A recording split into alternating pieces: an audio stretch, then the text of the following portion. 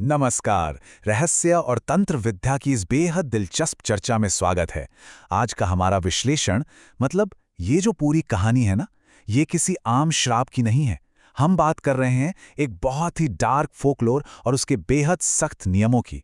तो बिना वक्त बर्बाद किए सीधे इस खौफनाक रहस्य की गहराई में उतरते हैं। अब जरा इस बात पर गौर करते हैं। चंदन दास नाम के एक बूढ़े शख्स ने एक बात कही थी जो सच में रोंगटे खड़े कर देती है।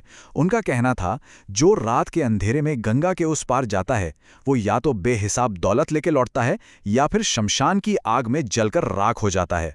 मतलब ये कोई मामूली चेतावनी नहीं थी। स्रोत बताते हैं कि अमावस्या की उस काली रात में गंगा पार करने का सीधा सा अर्थ था अपनी जान और अपनी आत्मा को सीधे मौत के मुंह में धकेलना। और यहीं से ना इस पूरी घटना का सबसे बड़ा सवाल पैदा होता है, क्या वाकई अकल्पनीय दौलत के बदले किसी इंसान की आत्मा का सौदा किया जा सकता है? ये सुनकर शायद अजीब लगे, लेकिन ये सिर्फ एक कहानी नहीं है, बल्कि इंसानी लालच की इंतहा को दिखाता है। अनीश, अजय और प्रणव जैसे किरदारों ने ठीक इसी जानलेवा तांत्रिक सौदे का सामना कैसे किया, चलिए ये समझते हैं। तो सबसे पहले ये समझना जरूरी है कि आखिर ये शक्ति है क्या भला? कर्ण पिशाचिनी, एक ऐसी प्राचीन तांत्रिक सत्ता जो सीधे साधक के कानों में भविष्य के राज फुसफुसाती है। ये अथाह पैसा तो जरूर देती है, लेकिन इसके बदले में आत्मा को जकड़ लेने वाला एक भयानक श्राप भी झेलना पड़ता है। अनीश जैसे लोग जो अपने पिता की रहस्यमयी मौत के बाद पूरी तरह टूट चुके थे ना, वो किसी चमत्कार की आस में इस खतरनाक अंधेरे की तरफ खींचे चले गए। ठीक है, चलिए इसकी गहराई में उतरते हैं और समझते हैं कि ये श्राप काम कैसे करता है। अघोरी ने जो 3 वचन दिए थे वो बहुत ही सख्त थे। पहला, इसका वजूद सबसे छिपा कर रखना है। दूसरा, इसे पत्नी मानना है और सिर्फ इसे ही संतुष्ट करना है। और तीसरा, कभी किसी भी हाल में इसकी आज्ञा नहीं टालनी और इसे छोड़कर नहीं जाना। ये कोई आम वादे नहीं थे, बल्कि सच कहूं तो ये गले में लटकी मौत की माला जैसे थे।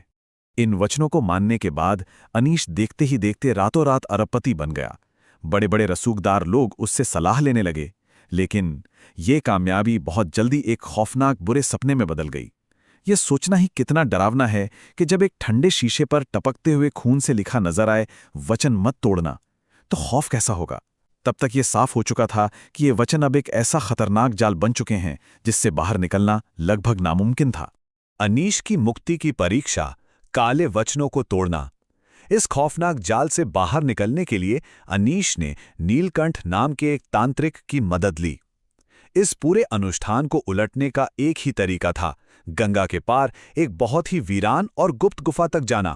उस रहस्यमय गुफा में प्राचीन रक्षक महाश्वेता ने अनीश की 3 बेहद खतरनाक परीक्षाएं ली। पहली परीक्षा थी सत्य की, जहां उसे खुद के सबसे गहरे और काले पापों का सामना पड़ा। दूसरी थी धैर्य की परीक्षा, जिसमें पिशाचिनी के बनाए खौफनाक छलाओं से बचना था।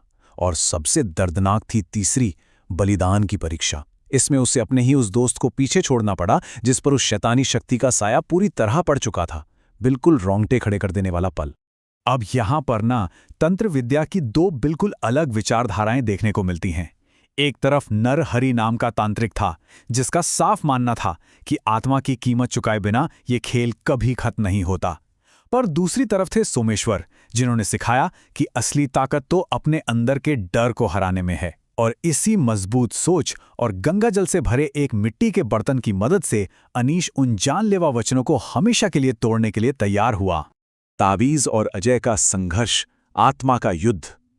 तो अब हम बात करेंगे एक और पीड़ित अजय के बारे में, जिसकी आत्मा को धीरे धीरे निगला जा रहा था। और अब जो बात सबसे दिलचस्प है वो ये है कि उसने खुद को बचाने के लिए कैसी कैसी चीजों का सहारा लिया। अजय ने जो अपनी सुरक्षा प्रणाली तैयार की ना, वो कई परतों में बटी हुई थीं। सबसे पहले थीं मां रुद्राणी की रक्षात्मक जड़ी बूटियां, फिर गंगा के उस पार 3 रातों का खौफनाक और अकेला एकांतवास। इसके साथ ही कपिल साधु के शक्तिशाली बांधने वाले मंत्र और अंत में विरच तांत्रिक द्वारा पवित्र जल का एक बड़ा विस्फोट। मतलब पिशाचनी के कहर के खिलाफ ये पूरे 3 रातों तक चला एक बेहद खौफनाक और जादुई युद्ध था। इस पूरी विद्या में एक नियम है जो सच में बहुत डरावना है। एक अधूरा शरीर कभी पूरी आत्मा को स्वीकार नहीं कर सकता। ये असल में उस प्राचीन शक्ति की सबसे बड़ी कमजोरी को दिखाता है। जब उस पुराने कुएं के पास पिशाचिनी ने अजय पर पूरी तरह से कब्जा करने की कोशिश की ना, तो वो इसी सख्त नियम की वजह से नाकाम हो गई। वो चाहकर भी उसे पूरी तरह अपने वश में नहीं कर पाई। प्रणव और प्रेत का जागरण, पिता के पाप। यहीं से इस कहानी में एक बहुत बड़ा और नया मोड़ आता है। प्रणव, जो उसी काले तांत्रिक श्यामकेतु का बेटा था, उसने एक चौंकाने वाला खुलासा किया। उसने बताया कि एक ऐसा ताबीज मौजूद है जो इस पिशाचिनी को हमेशा हमेशा के लिए कैद कर सकता है। श्यामकेतु की उस खंडहर हो चुकी हवेली के तहखाने में जाना किसी जीते जागते बुरे सपने से कम नहीं था। वो रहस्यमयी ताबीज बहुत ही खूंखार परछाइयों से घिरा हुआ था और उसके जादू को जगाने के लिए एक खतरनाक अग्नि परीक्षा से गुजरना ही था। उसी अंधेरे तहखाने में हिंसक परछाइयों ने हमला किया और कुछ पलों के लिए तो प्रणव भी अपने पिता की उसी काली विरासत के वश में आ गया था। इस पिशाचिनी को कैद करने के जो नियम थे वो बिल्कुल साफ थे।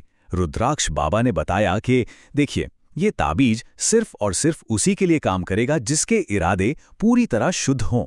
दूसरी बात, इसे वापस उसी असली कुएं में रखना था। और सबसे बड़ी बात, इस पूरी प्रक्रिया से नीरा नाम की एक शिष्या की कैद आत्मा को भी हमेशा के लिए आजाद करना था। सिर्फ एक सच्चे और शुद्ध दिल से किया गया काम ही उस असीम शक्ति को बांध सकता था। काल गुफा का रहस्य, अनचाहा परिणाम। और ये बहुत ही बेहतरीन तरीके से दर्शाता है कि पिशाचिनी को उस कुएं में कैद करना तो सिर्फ आधी लड़ाई थी। मतलब असल तबाही और सबसे बड़ा खतरा तो अभी बस शुरू ही होने वाला था। उस अनुष्ठान के तुरंत बाद उस गहरे कुएं से एक ऐसी भयानक आवाज गूंजी जिसने सबकी रूह कंपा दी। एक को मुक्ति दी, लेकिन बाकी अभी बचे हैं। मैं वहां अकेली नहीं थी। ये सोचना ही रूह कंपा देता है कि यह एहसास कितना खौफनाक रहा होगा। उनके उस अनुष्ठान ने जाने अनजाने में एक ऐसी पुरानी और खूंखार शक्ति को जगा दिया था जो उस कंड पिशाचिनी से भी कई गुना ज्यादा खतरनाक थी। बूढ़े साधक शिव प्रसाद बैरागी ने बताया कि ये नई मुसीबत कोई और नहीं बल्कि प्रेत प्रतिबिंब थी। काल गुफा से निकली ये एक ऐसी प्राचीन शक्ति है जो रूप बदलने में माहिर है। ये उन आत्माओं को जिनके साथ अन्याय हुआ है अपनी परछाइयों की एक खतरनाक फौज में बदल देती है। अब ये मामला सिर्फ किसी एक इंसान की जान बचाने का नहीं रह गया था, बल्कि पूरे के पूरे गांव पर तबाही का खतरा मंडरा रहा था। काल गुफा का ये जो आखिरी सफर था ना, वो हताशा और मौत से भरा हुआ था। कदम बिल्कुल तय थे। सबसे पहले गुफा के अंदर जाना, फिर उस प्रेत की बांसुरी के मीठे लेकिन जानलेवा छलावे से खुद को बचाना, त्रिपाठी यंत्र को खोजकर उसे पूरी तरह नष्ट करना, और सबसे जरूरी, अपने अंदर के डर को हराना। अजय उस रहस्यमयी बांसुरी की धुन के जाल में बस फंस ही चुका था, लेकिन ऐन वक्त पर एक शक्तिशाली रक्षा मंत्री ने उसे बचा लिया। तो अब इस पूरे खौफनाक विश्लेषण के अंत में एक बहुत बड़ा और बेचैन करने वाला सवाल सामने खड़ा है। जो उस प्रेत से पहले खुद को पहचान ले, सिर्फ वही उसे बांध सकता है। लेकिन काल गुफा की उस दमघोटू और खौफनाक गहराई से बचकर आखिर वापस कौन आएगा? इन डाक तांत्रिक अनुष्ठानों की असली कीमत क्या होती है? ये एक ऐसा रहस्य है जो सच में सोचने पर मजबूर कर देता है। इस विश्लेषण में आज के लिए बस इतना ही, लेकिन ये कहानी अभी खत्म नहीं हुई है।